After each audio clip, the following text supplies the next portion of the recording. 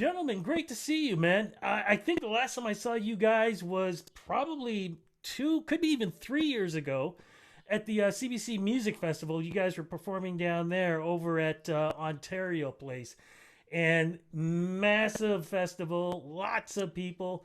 How has it been for you guys for this last year and a half where no massive festivals, no massive people coming out? And just dealing with COVID, the way the business has been changing up, the fact that we're doing this on Zoom a year and a half ago, I would have been going Zoom what? Zoom, Zoom, Zoom. You want me to run fast or something? How you guys been holding up, man, with all the changes? Seamus, if you want to start off, man, go for it. Well, we're doing okay. I mean, it hasn't been the greatest year for touring musicians like us. We've sort of been sitting around on our hands, just itching to get back in there. But it is giving us the opportunity to put this record out, this Bros record that we've been sitting on for a while. So, trying to make lemonade out of these lemons and get a little more music out there. And it's great to see that one of the things that I've been going through during this pandemic is the fact that I was listening to a lot of music from back in the day, 80s, 70s, some 60s. Were you guys, and I'm just curious, was the album recorded before the pandemic or, during? Because, like I said, I feel like listening to that style of music made me feel really good during the pandemic, and hearing what you guys are doing right now makes me feel good. Yeah, yeah, we recorded this before the pandemic, but the pandemic kind of slowed down the release of it. But yeah, it's interesting because I've noticed that like a lot of trends that are happening as a result of stay at home and social distance and quarantine and all that stuff is like people are like latching on to like sort of comfort food music and like old favorites, and there's not as much new things coming out, so they're going back and digging into the vault and finding things.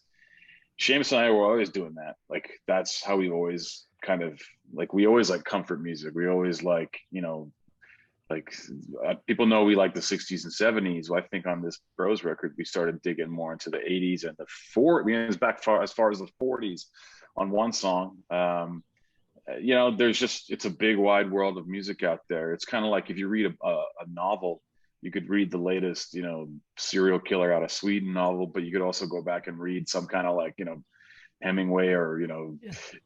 Charlotte Bronte or something from the classic era. So there's so much to choose from. Brother, and I will kick myself for not asking. Am I looking at vinyl behind you there? Yeah. Because vinyl will always still be my favorite, man. How much vinyl you got going on over there, man? I can't remember the number. I think it's like 1,400 records because there's a couple boxes downstairs. I keep looking for certain like Frank. I keep looking for like Bonnie Raitt and Frank Sinatra, and I can't find them. I think they got stuck in a box downstairs, so I gotta go. I gotta go find unleash Bonnie and Frank. I'm just curious, man. Are there picture discs in your collection too? I don't have. I don't think so. No, I think I just have. I mean, the other day I pulled out a Sidney Bechet, who was like a clarinetist from New Orleans in like 1919, and it's like a red see-through vinyl. And I was like, oh, I didn't think I had any colored vinyl, but it's like this red for a guy from 100 years ago. So I love that, man. It's And like I amazing. said, I will. I mean, kids. It's funny. Kids think that when they see this, they think it's like a weapon from Star Trek the Klingons use. Ninja Turtles. Oh yeah, Klingons. Yeah. Yeah, Shuriken. Yeah. yeah. So I'm always about old school, and Seamus, from the first day when I interviewed you guys, there was always that respect of old school feel. So let's talk about the whole thing with the Bros, because I mean the Sheepdogs have new music coming out also, but what were the thoughts and when you guys decided, because this is a second album for you guys to be working on together? That's right. Yeah. Well, I mean, I think in my approach, more music all the time is always a good thing, And Sheepdogs has a sound that people know and associate us with. It's more the sort of rock and roll, classic rock, southern rock thing. Bros is such a great opportunity to branch out and explore some other genres. We've got stuff that apes sort of old timey jazz music. We kind of get into some Latin feels. We've got horns. We got more kind of keyboard and a whole sort of different palette of sounds to work off. it's just a chance to sort of experiment with some different stuff and kind of cut loose and get a little bit weird. But we obviously love the Sheepdogs thing as well. We do that all the time. That's our touring outfit as well as our studio outfit. So I mean, it both exists at the same time, and it's just a chance to make as much crazy music as possible in my mind.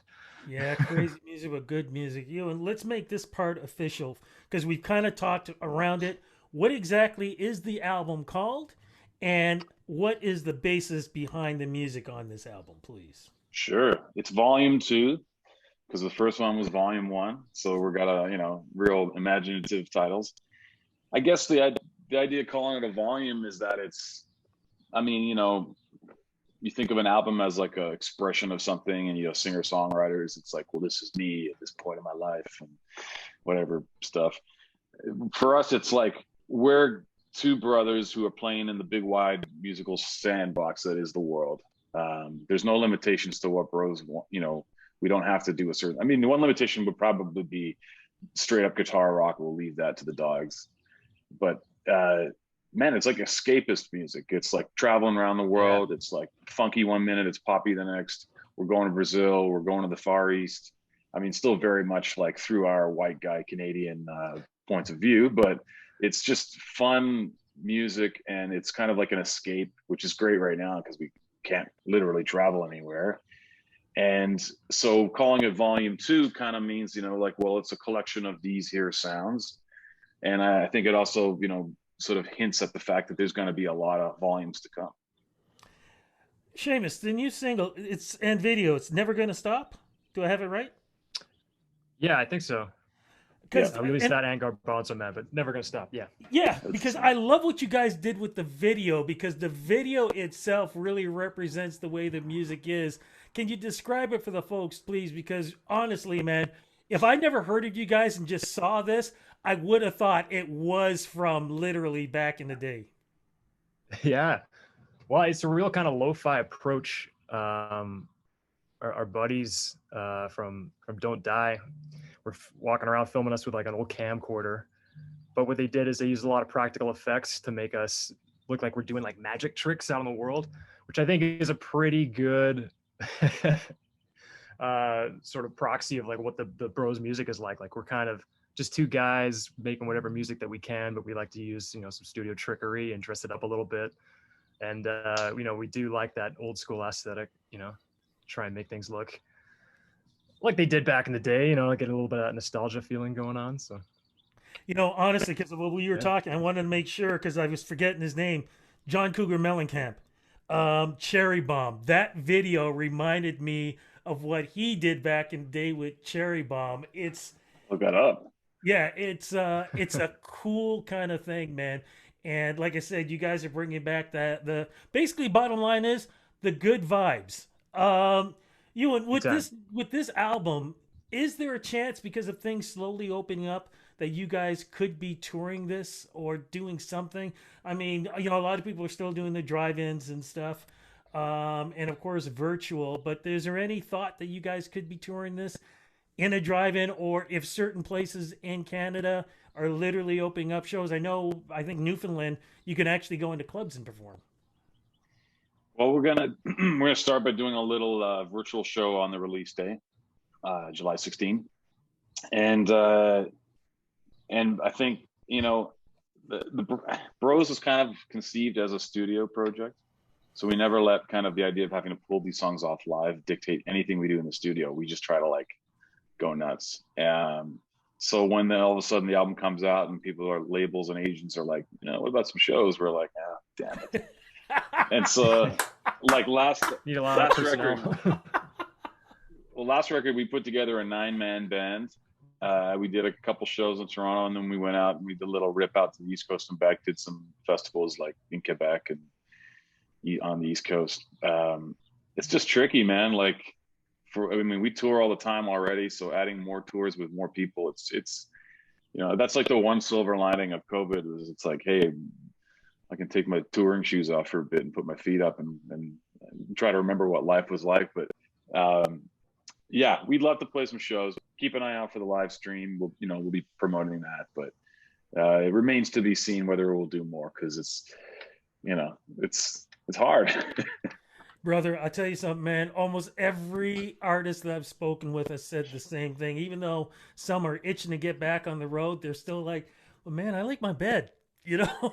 Yeah. Yeah. Very true. It's crazy. Seamus, I know we are talking about your album, but it'll kick me not to ask very quickly though. With the Sheepdogs, what's going on with new music with you guys, and what do puppets have to do with a video that you guys have done? That's the Keep On Loving You video. It's just, I believe, just came out today. You should check that out. It's good for a laugh. Got our Muppet vibe going on there. We're back in the studio with Sheepdogs. We're working on new music. We just did an EP, and I think the plan is to sort of just keep the creative juices flowing. If we can't be on the road, we can still be making music in the studio. So we're always trying to keep the ideas flowing. And I'll tell you something, man, we as listeners appreciate that because, man, with what the world has gone through this last year and a half, I keep saying these two words, man, good vibes. It's definitely needed. And you guys have provided that with this album. Gentlemen, I want to say thank you so much for making time to speak with me. Thanks for the new music. And looking forward to seeing you guys in person, hoping to see you guys in some festivals.